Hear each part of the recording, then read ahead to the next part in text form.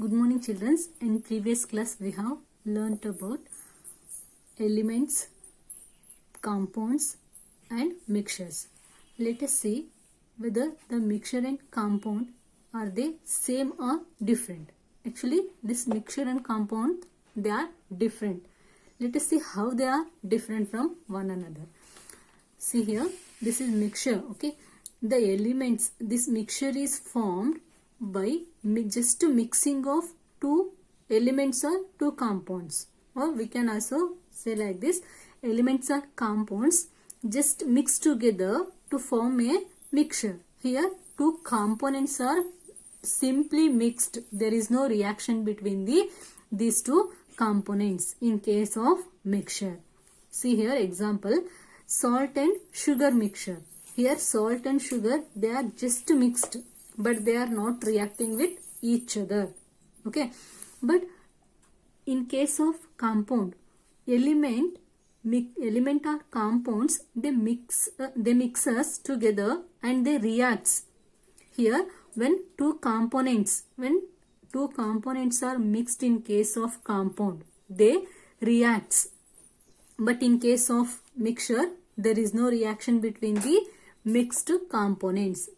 These two components, mixed components are, they are not reacting with each other, they are just mixed. This is one difference. See here, in this case compound, here water, this hydrogen gas reacts with the oxygen and it forms the water. Here this hydrogen gas is one component and water is another component. These two components mixes and they reacts to form the new compound.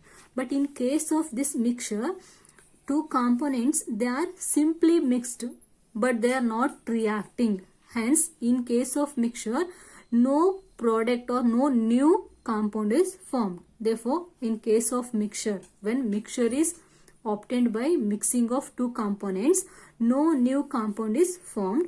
But in case of compound, always new compound is formed, new substance is formed when two components are mixed together. See here example. Okay, this water, this hydrogen gas and oxygen gas reacts and they forms the new compound, that is water. We will see next difference. In case of mixture, components are not mixed in definite or fixed proportion. Okay, the components combining mixed components, they are not mixed in fixed proportion. For example, see here salt and sugar mixture. Here this proper mixing of these two components, it is not in the fixed ratio, they are just simply mixed. But in case of compounds, components are mixed in fixed proportion. When components are mixed in fixed proportion, then only they reacts and they reacts to form new substance in case of compound. Okay, in case of compound, always components are mixed in a fixed proportion.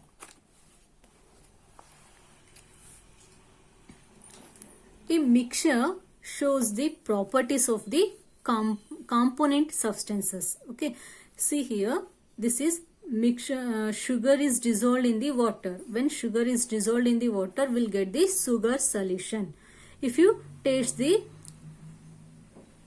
this sugar solution, the taste of the sugar solution will be sweet as that of the sugar.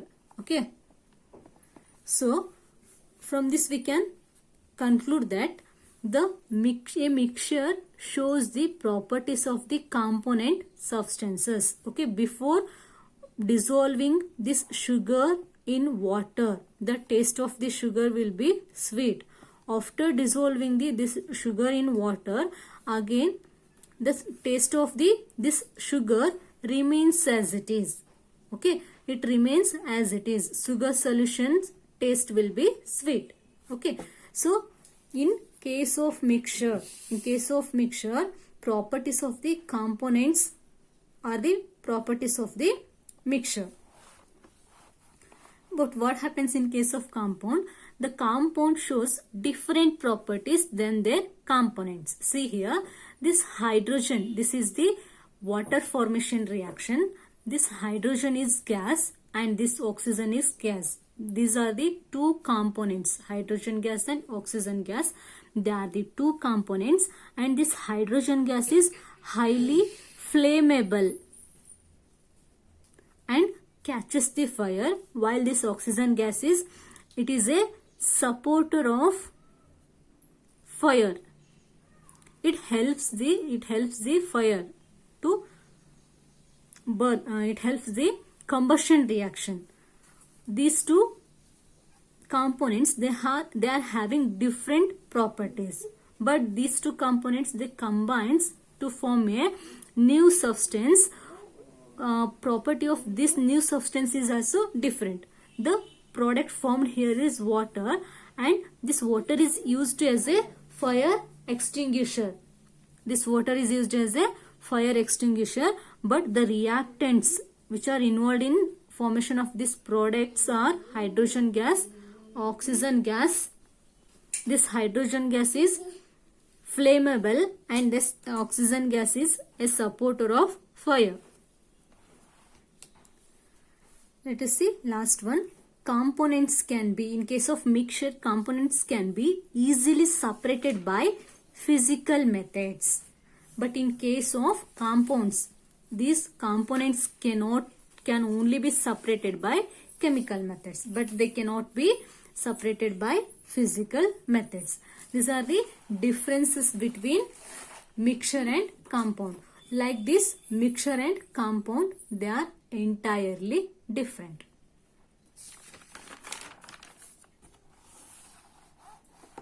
Children, in last class we had learnt about the types of mixture, homogeneous and heterogeneous mixture. This type of classification is based on the whether the component particles are uniformly mixed or not. Okay, but in today's class we will also again classify the mixture based on their nature. Based on their nature, mixture is classified into 4 classes: solutions, suspensions, emulsions, colloidal dispersions, or just colloids. We can also say just colloids or colloidal dispersions. Let us see one by one. First we will see solutions. What is solution? Solution is a homogeneous mixture of 2 or more substances or 2 or more components. Homogeneous mixture of 2 or more substances or components. This solution, it consists of 2 components, or solution is obtained on mixing of 2 components. One is solute and another component is solvent. Okay. Then what is solute? What is solvent? We will see now. Solvent. Solvent is the component of the solution that dissolves the other component in it, is called solvent. And this solvent is present in larger amount or larger quantity. It is present in larger amount or larger quantity. Okay. So solvent is the component of the solution that dissolves the other component in it, is called solvent, and the solvent is present in larger amount or larger quantity. Let us see what is solute. The solute is the, again it is also a component of the solution, and component of the solution that is dissolved in the solvent is called the solute. This solute is the component, again it is a component of the solution, and it is which is dissolved in the solvent is known as solute. Okay, already I have told you that solution is made up of 2 components, or it consists of 2 components. One is solute, another one is solvent. Solvent is present in larger quantity, whereas this solute is present in smaller quantity, and this solvent is capable of dissolving the other component. That is, this solvent is capable of dissolving the solute in it. Okay, this solute is present in smaller quantity or lesser quantity. Let us see examples for the solutions. First one is sugar solution.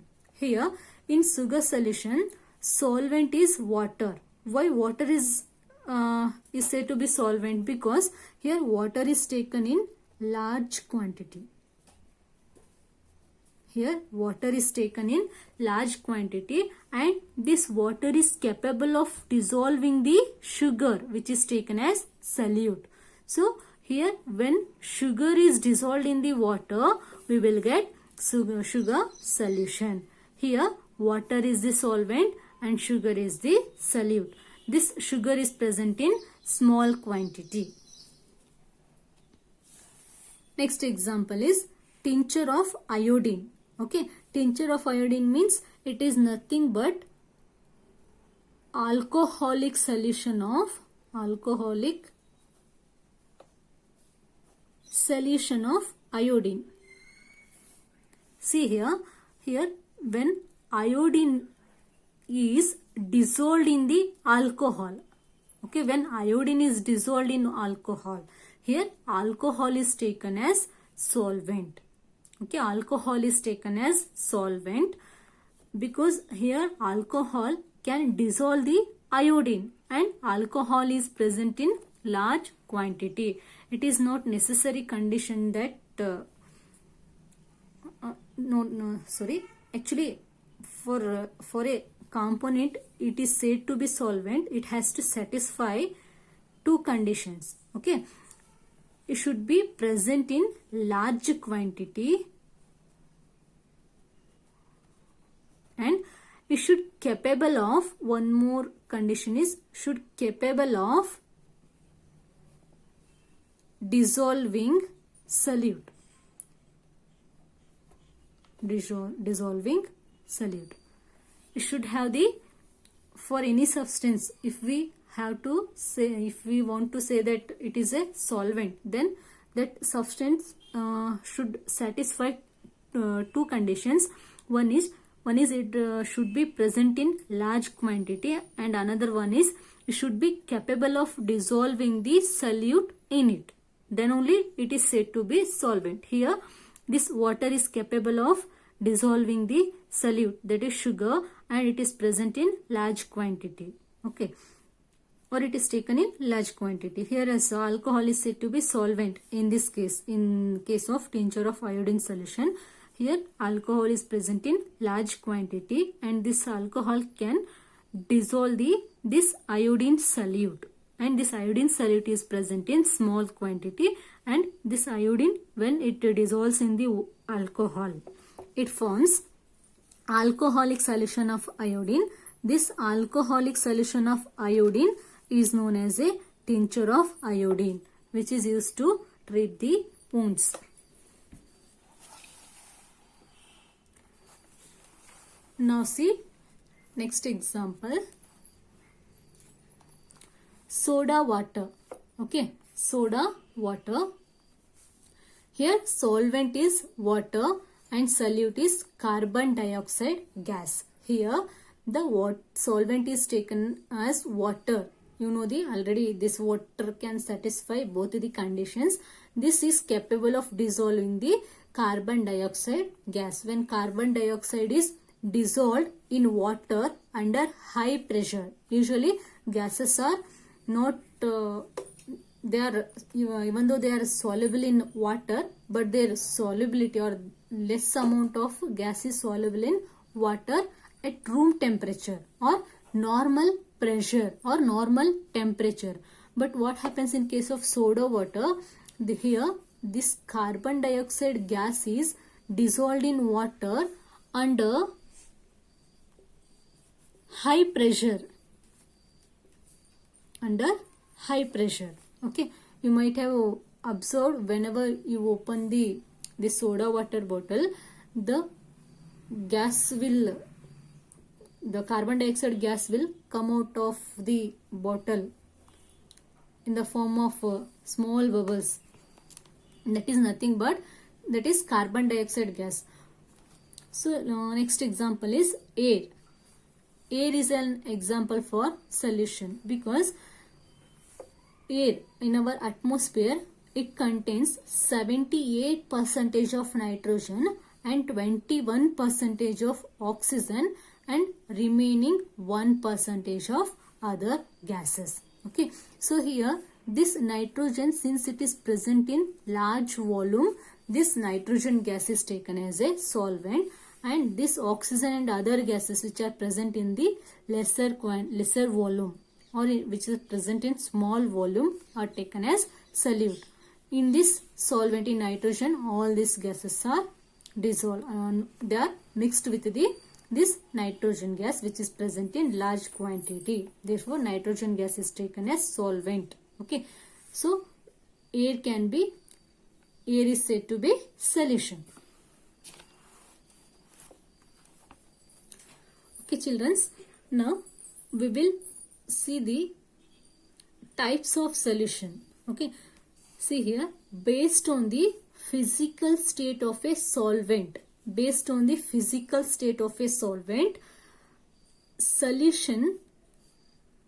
solutions are three types. Solutions are of three types based on their physical state of the solvent of a solution. Solutions are of three types. One is gaseous solution, another one is liquid solution, and another one is solid solution. See here, gaseous solutions, the solutions in which solvent is in gas. Okay, the solutions in which the solvent is in gaseous state are said to be gaseous solution. Here solute may be in the form of gas, liquid or solid. Okay, next we will see this liquid solution. The solutions in which solvent is a liquid. The solutions in which solvent is a liquid, such solutions are known as liquid solutions. Here also solute may be gas, liquid or solid.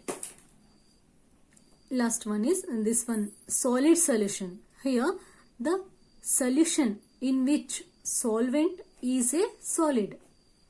Okay, the solutions in which solvent is in solid state, such solutions are known as solid solution. Here also solute may be gas, liquid or solid. We will see in detail.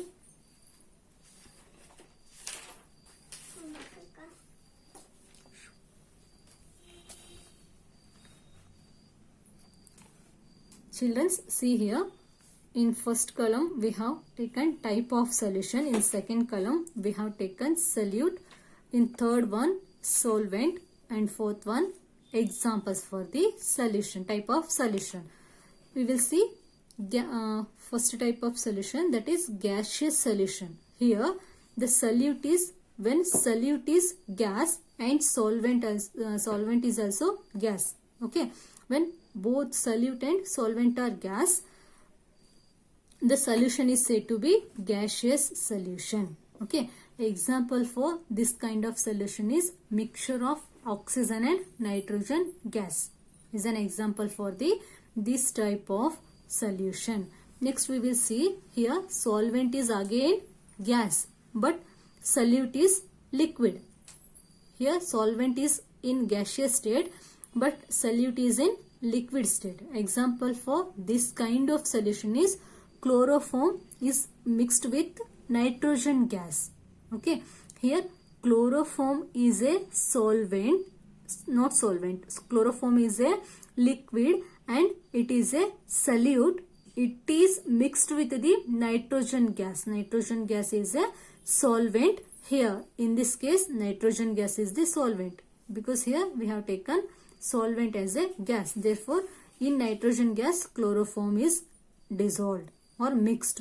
This chloroform is a liquid and it is a solute.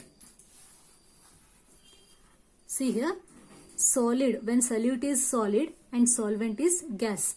Okay, example for this kind of solution is camphor is taken as a solute in this case, and this camphor is a solid and it is dissolved in nitrogen gas. So these are the types of gaseous solution. Okay, these are the types of gaseous solution. Here the in gaseous solution, solvent always it is in gaseous state, or solvent is always a gas, but only difference is there. Difference is in the state of the solute. Here solute is in gaseous state, here it is in liquid state, here it is in solid state.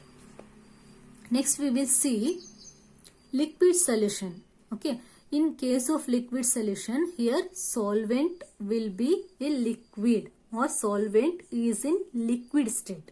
So the difference is again in the state of solute. So we will first we will take gaseous solute. Okay, when solute is gas and solvent is liquid, the example for this kind of solution is oxygen dissolved in water.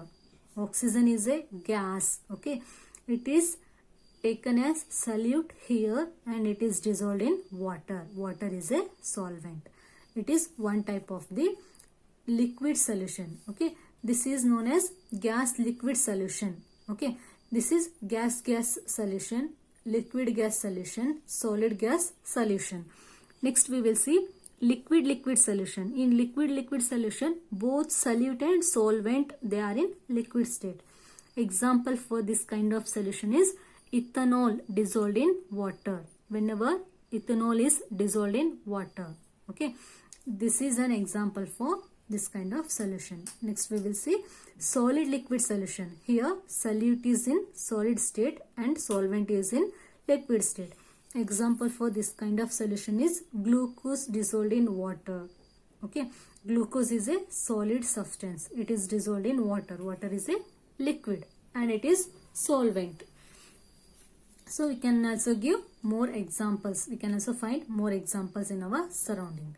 Let us see last type of solution, that is solid solution. Okay, in this case the solvent is in solid state. Therefore the solutions in which solvent is in solid state, such solutions are known as solid solutions. Further, these solid solutions are of three types: gas solid solution, liquid solid solution, solid solution. We'll see examples for gas solid solution. Okay, solution of hydrogen gas in palladium. Here hydrogen is the gas and it is taken as solute here, and this hydrogen gas is dissolved in palladium metal. Palladium is a metal and it is a solid, and here it is taken as solvent. Liquid in liquid solid solution. Here example for this kind is amalgam of mercury with sodium. Okay, amalgam means wherever mercury is present, that kind of mixture is known as amalgam. Mercury is dissolved in sodium. Mercury is a liquid. It is a metal. It is the only metal which exists in liquid state. Mercury is the only metal which exists in liquid state, and here mercury is taken as solute and it is dissolved in sodium metal, which is taken as solvent. This sodium metal is a solid. The last type of solution is solid solution. Here both solute and solvent, they are in solid state. Best example for this kind of solutions are alloys. Okay, alloys are the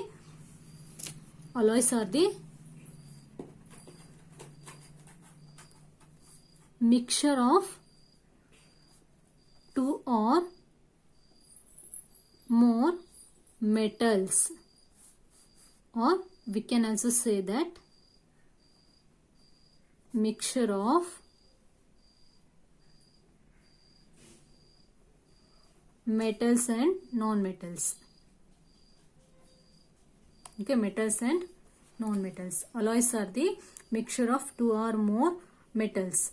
Homogeneous mixture of two or more metals, or we can also say that mixture of metals and non-metals. Okay, usually this amalgam, not amalgam, alloys are the examples for the solid-solid solution. Here best example they have given is copper dissolved in gold. Usually pure gold is very soft, and we can break this pure gold by our hand. Okay, but when this pure gold is mixed with the copper,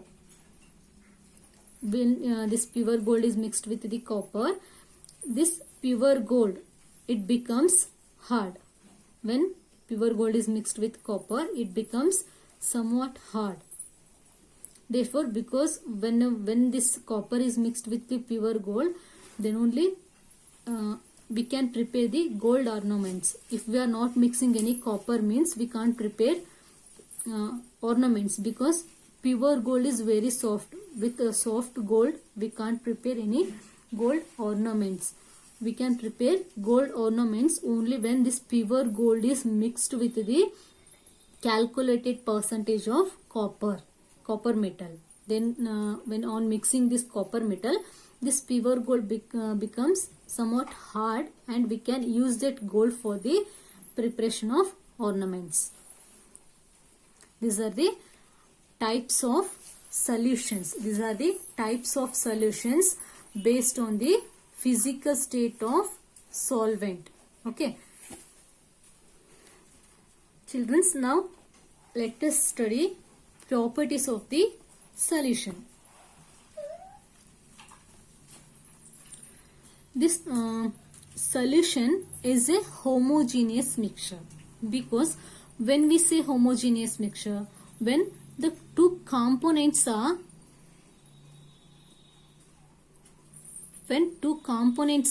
uniformly mixed, when two components are uniformly mixed, then only we can say that mixture is a homogeneous mixture. In solution, what happens? Solute and solvent particles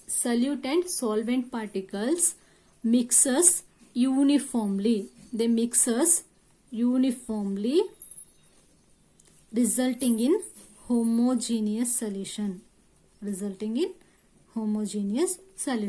In case of solutions, we can identify only one component. Okay, in case of solution, the physical state of the components are not distinct. We cannot see the both components of a solution with our naked eyes. Okay, so that's why this solution is a homogeneous mixture, because it is made up of two components, and this solution is made up of two components, and these two components are homogeneously mixed. We can't identify the two components present in a solution with our naked eyes. Second property is in solution, particle diameter, that is size of the particle. Here we are mentioning diameter of the particle. Okay, this particle diameter is less than 1 nanometer or 10 raised to minus 9 centimeter. Here 1 nanometer is equals to 10 raised to minus 9 centimeter. Here the diameter of the particles in solution is less than 1 nanometer or 10 raised to minus 9 centimeter. It means the size of the particles in solution is very, very small, and we cannot see these particles by our naked eyes. Okay.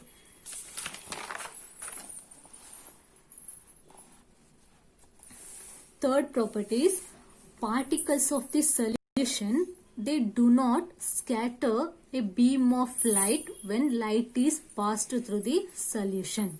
See here children, this is a glass. Okay, in this glass we have taken solution. Say sugar solution. Here I have taken sugar solution, and through this glass here I am passing a beam of light. This is the beam of light and this is the source of light. This is torch. Okay, here beam of light is passed. Okay, but whenever we pass the beam of light through the solution, in the solution here we are not seeing the path of the light. Here the path of the light is not visible in solution. Okay, this picture I will send the link in WhatsApp so that you can clearly see. The path of the light is not visible in case of solution. When the beam of light is passed through the solution, the light which is passing through the solution is not visible to our eyes, because in solution size of the particle is very small. That is, it is less than 1 nanometer, or it is less than 10 raised to minus centimeter, less than 10 raised to minus centimeter or 1 nanometer. So because of the small size of the particles of the solution cannot scatter the beam of light. Whenever beam of light is scattered by the particles of the solution, then only here the path of the light is visible inside the solution. But in case of solution, here due to the small size of this solution, due to the small size of particles of this solution, these small sized particles cannot scatter the beam of light. Okay, since they are not scattering the beam of light, here the path of the light through this solution is not visible to us. Okay, it is invisible. It is not visible to us. If suppose if the particles of the solution, if they are scattering the beam of light, then the path of the solution will be visible to our naked eyes. But what happens in solution? Due to the small size of the particles, these particles in solution, they cannot scatter the beam of light. That's why here path of the light is not visible in solution whenever a beam of light is passed through the solution. So we'll see next property. Solution is stable. That is, particles of the solute in solution, particles of the solute in solution do not settle down when they left undisturbed. Okay, see, we are keeping the solution for more than an hour without disturbing it. Okay, without disturbing it, we are keeping the solution for more than an hour. Okay, but the solute particles which are present in the solution, they are not settled down in the container in which we are placing. It means the solution is stable. They are not settling means these solute particles are uniformly distributed between the solvent particles. They are uniformly distributed between the solvent particles. Therefore, they will not settle at the bottom of the container in which they are placed. Therefore, this solution is stable. The solute particles cannot be separated from solution by filtration. Okay, here solute particles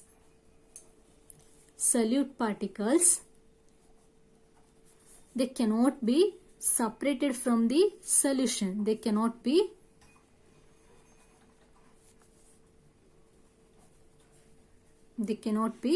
separated from solution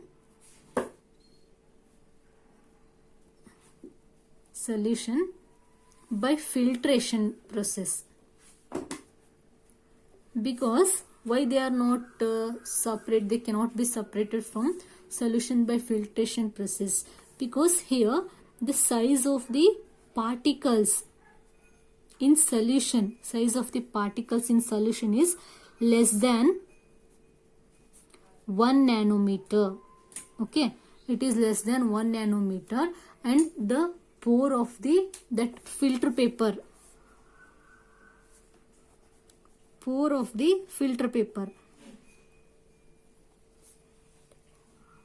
this filter paper is having small pores. It is having small pores, and this pore size of the filter paper is larger than the size of this particles. Okay, the pore size of the filter paper is larger than the size of the particles. Therefore, we can't separate the solute from solution by filtration method, because since the filter paper pores, okay, they are larger than the size of the particles. Okay, since this pores in filter paper, pore size is large. Okay, because of this reason, these small sized particles of this solution, they easily passes through these pores. Therefore, because of this reason, we can't separate the solute particles from solution by filtration method. For this for the separation of solute from solution, different methods are, or different processes are employed, but not this filtration method. Okay, children, so far we have discussed about the comparisons between compound and mixture, and we have studied different types of mixture on the basis of their nature, and also we have studied different types of solutions and their properties. Okay, children, in next class we will see other types of mixture.